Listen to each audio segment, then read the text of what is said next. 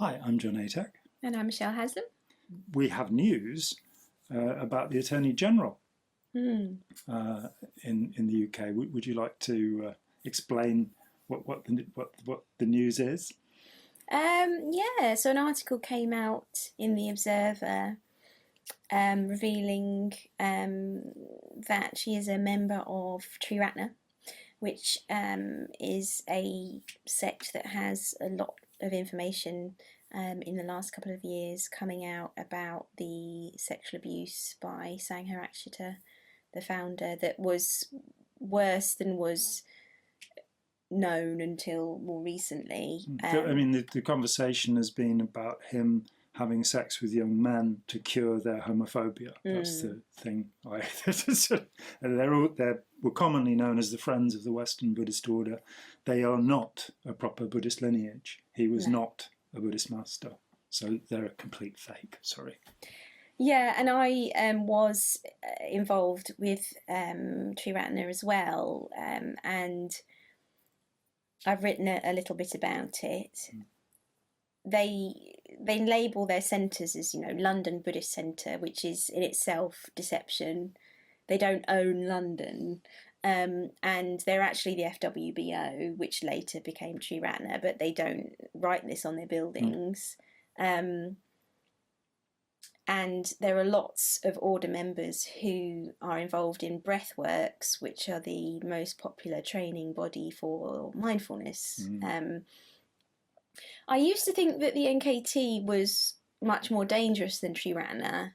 Now I'm not sure, because Triratna actually appears to be like modern Buddhism. The NKT, it doesn't take long before you work out there's nothing modern about it. And then that makes you question whether it's Buddhist, because you're like, well, if they're saying it's modern Buddhism and it's not modern, is it Buddhism? Whereas in fact it is probably more related to the Wampo tradition and Tibet, the magical medieval tradition, because Dorje Shugden is there. That's who they're focused on, not the Buddha, really. No, yeah. So whereas my experience of Triratna was that everything was very minimal, very modern, chic feeling, and they had safeguarding officers much earlier than the NKT introduced safeguarding policies. Again, it was in response to their reputation being threatened, but they are internal, so they're still invested in the continuation of the movement. I personally reported some strange experiences with male order members to the safeguarding officer at Cambridge Buddhist Centre. The experience was quite strange. It was very clear that reputation saving was the priority and not my well-being. There's obviously been a lot of whitewashing within the group.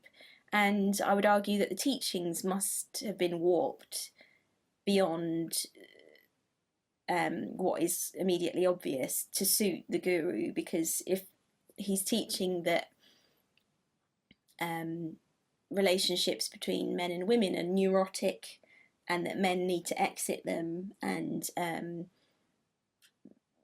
people have said that this has influenced and disrupted their ability to relate to women. And there's a lot of misogyny that underlies all of this throughout Buddhist groups. There is actually a lot of misogyny. Women are, evil temptresses who are their temptations are to be overcome, and emotions are considered sort of hysterical overreactions.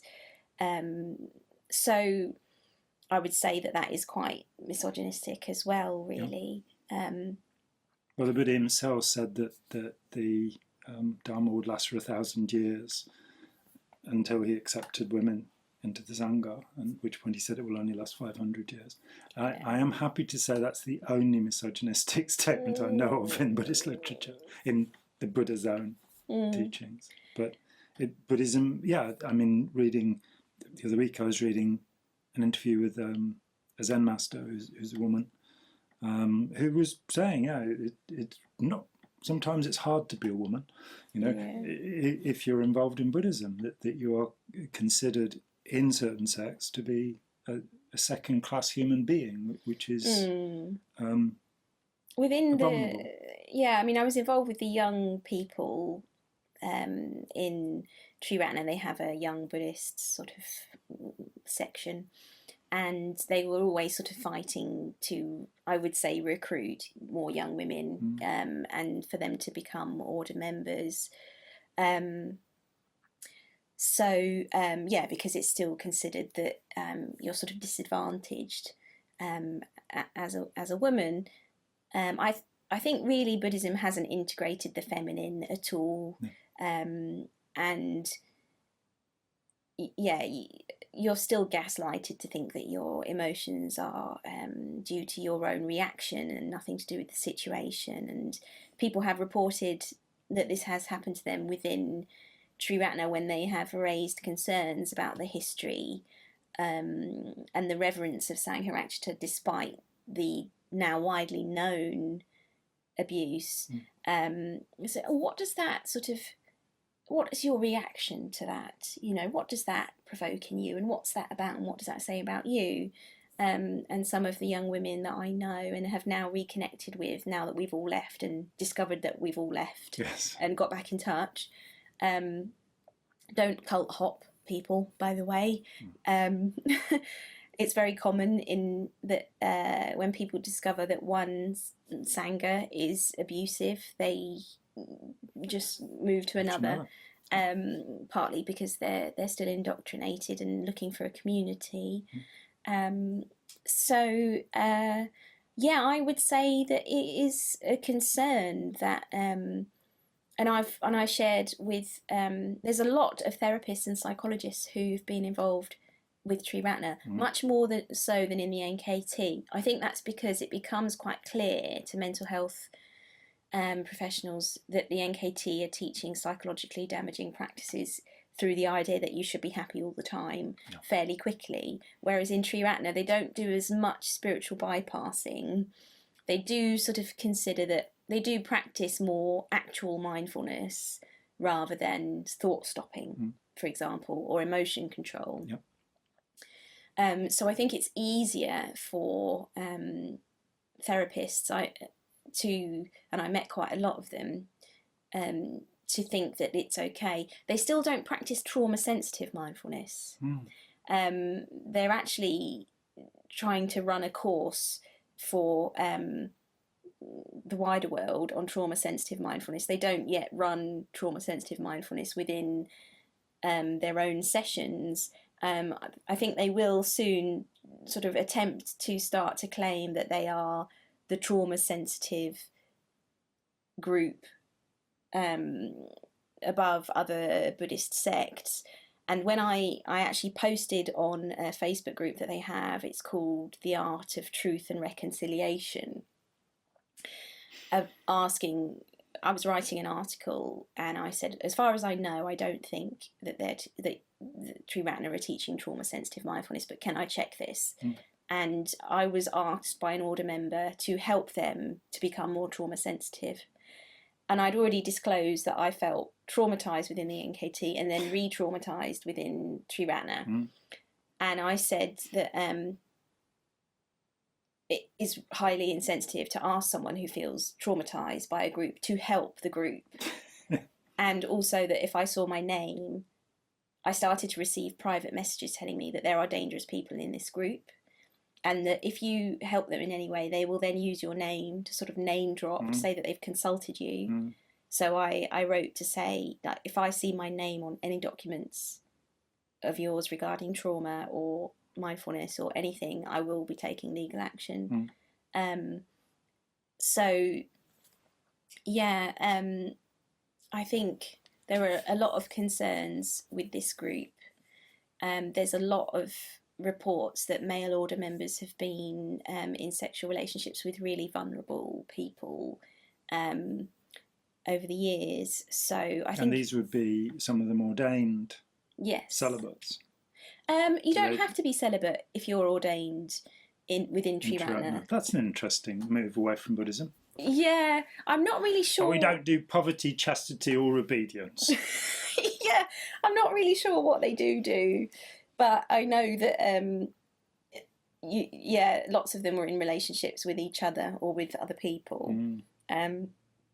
So they're what would normally be called lay Buddhists, not monks. Yeah, they don't it's live a little bit of the definition there. Yeah, they're order members, but they're not monks or nuns. Yeah. I mean, you can be a priest without being a monk, and you would find that in the Zen sects as well. So it's not entirely exceptional. It's just that you would expect a high level of sexual ethics in any such group, and you would not expect anybody to be having sex with vulnerable people. No.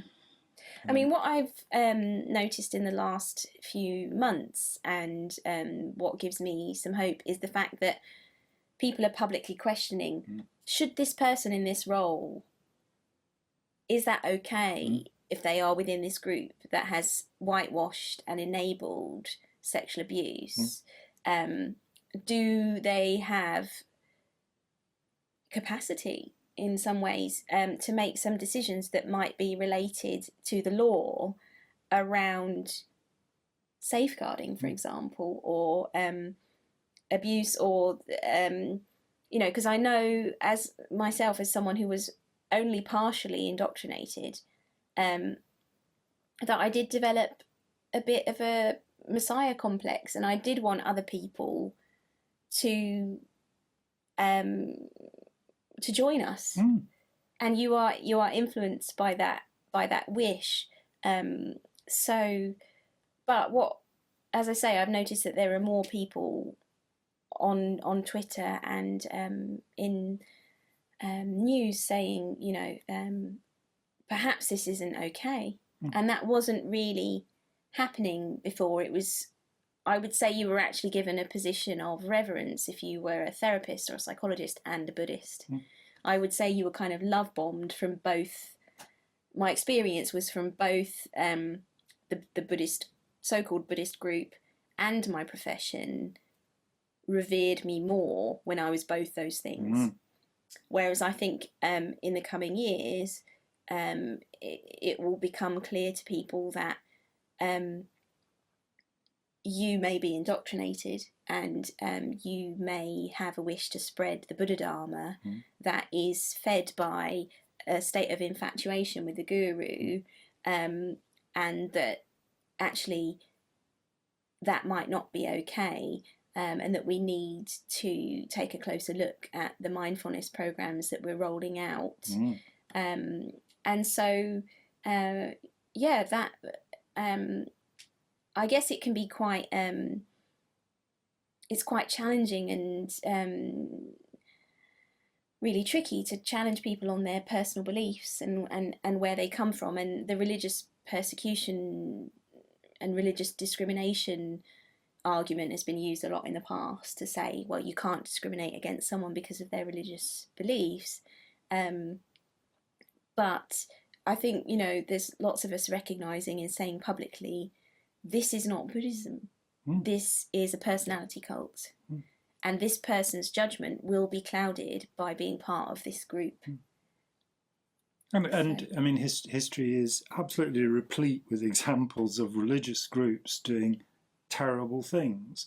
If you say, look at the Devils of Loudun, out of which the film The Devils came, it's Aldous Huxley's study of real events. If you look at the Salem witch trials, these are points where people could have protected them by saying, look, it's our religious belief that you should burn witches at the stake.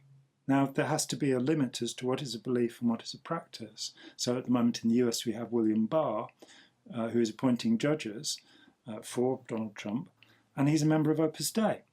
Now, my perception is that the Catholic Church is entirely wrong to permit the continuation of this group, which has daily masochism involved in it. They flagellate themselves, they wear little metal bands on their legs so they're in pain all the time.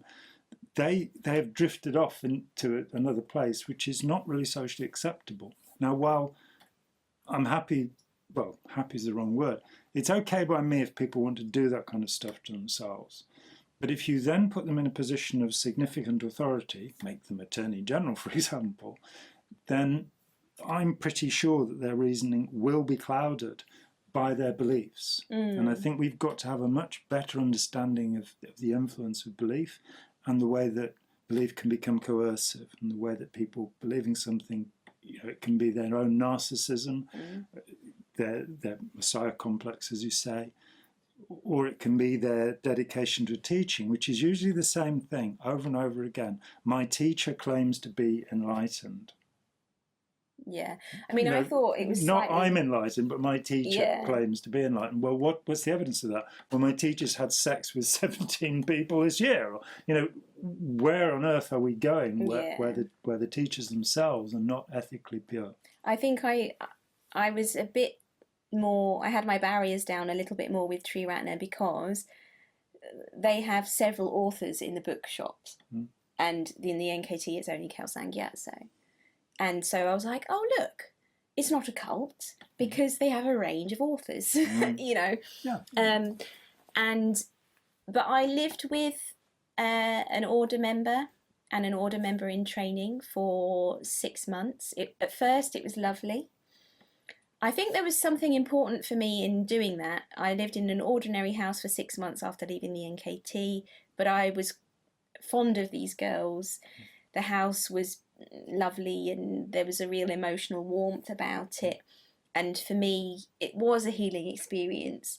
The girls were lovely people, and the house was full of plants and blah blah blah, and I don't mind saying where it was now because I've already revealed, in Cambridge, which is a beautiful city and doesn't have an NKT centre there.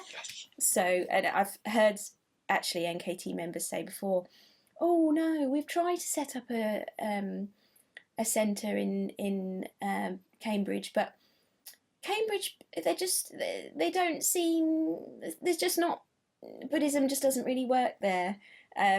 But actually, there is a Triratna centre there. Again, we could say that's not actually Buddhism, but perhaps there's too many academics in Cambridge to be drawn into the NKT, although we know that doesn't completely protect you.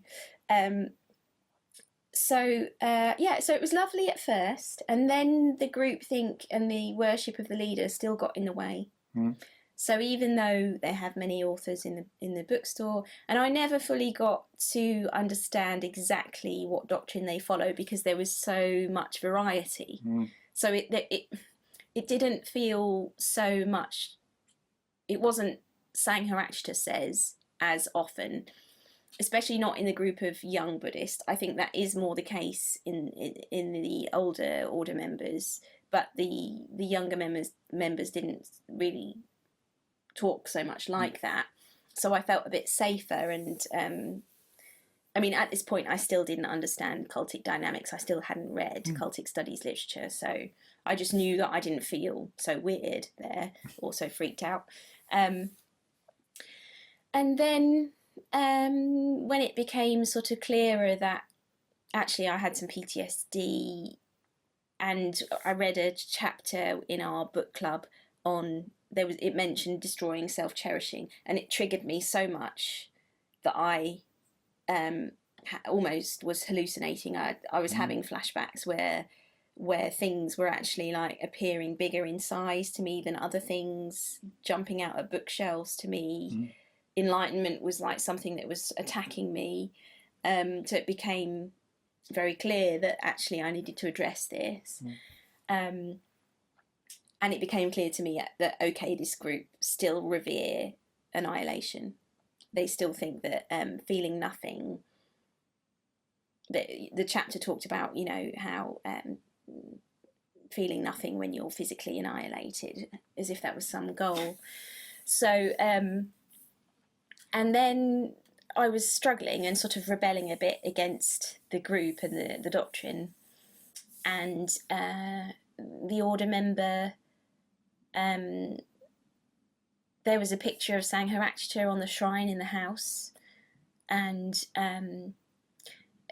she basically said that she would let me know if she could sort of tolerate living with me, because if I wasn't going to practice, Dharma in line with Sangharakshita's way, then I wasn't a spiritual friend. Yeah. And she wanted to live with spiritual friends.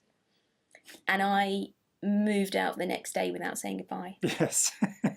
And took all of my stuff. Yeah. Because I thought I was clearly upset and confused, and if the doctrine gets in the way of you just showing some empathy because I don't worship your leader and that makes me a non-spiritual person, then this is not something I want to be part of. So That's although crazy. I initially thought that the NKT, I mean, Triratna don't attack whistleblowers quite so much as the NKT do. They still did make Mark Dunlop out to be mentally ill. He was the first person to speak up as a victim of sexual abuse by Sangharakshita.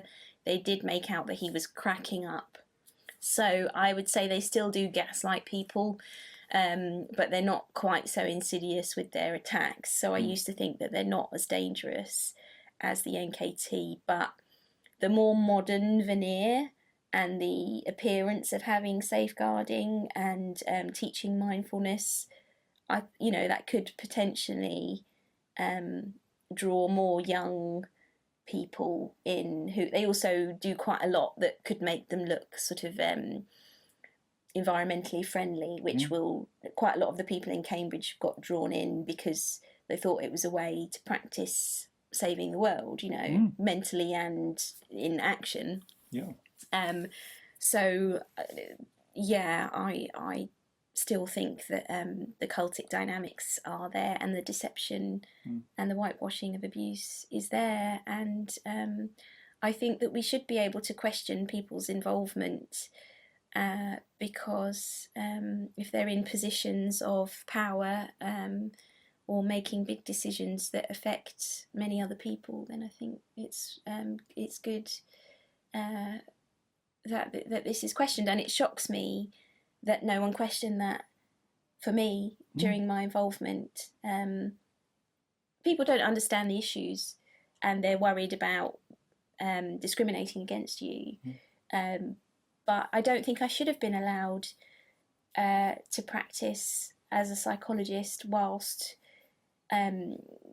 being involved in a personality cult. But I didn't know that I was. No. And the other people around me at the time didn't know that I was, and didn't spot what was happening to me mentally. Very shameful in the 50 years since cults became big news, that there has been so little work in either social or clinical psychology to understand these problems. It's largely just been pushed away. I'm curious, from what you just said, did you do visualization meditations at NKT? I never did, no. Well, I mean, maybe once or twice, but didn't connect with it. I don't think I really understood the risk of training yourself to hallucinate at the time. I'm actually not a very visual person, so I gave up very quickly.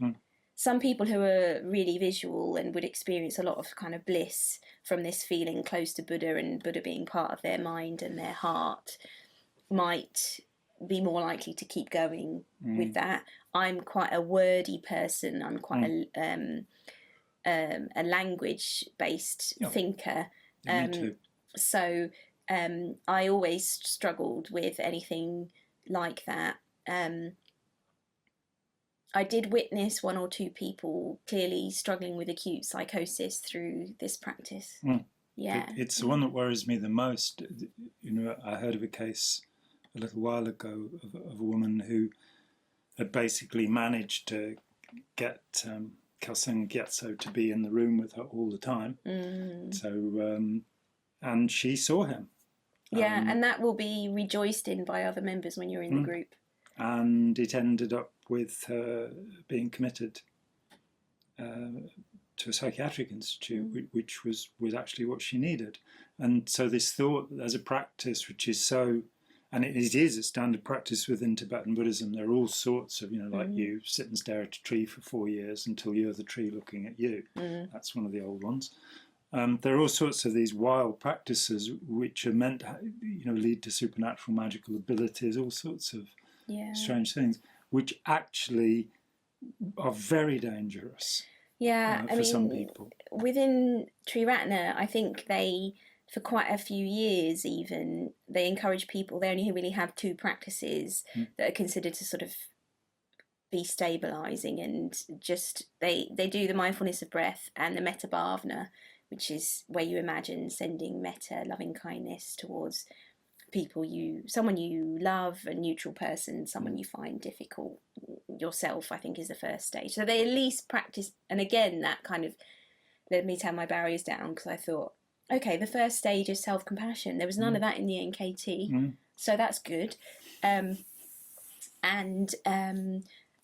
Yeah, they don't introduce anything about emptiness immediately, which the NKT do, despite saying show the secret to the one who has attained firmness, which is meant to mean you don't talk about emptiness to beginners, but they do. You can go along to an empowerment and you'll hear all about emptiness straight away.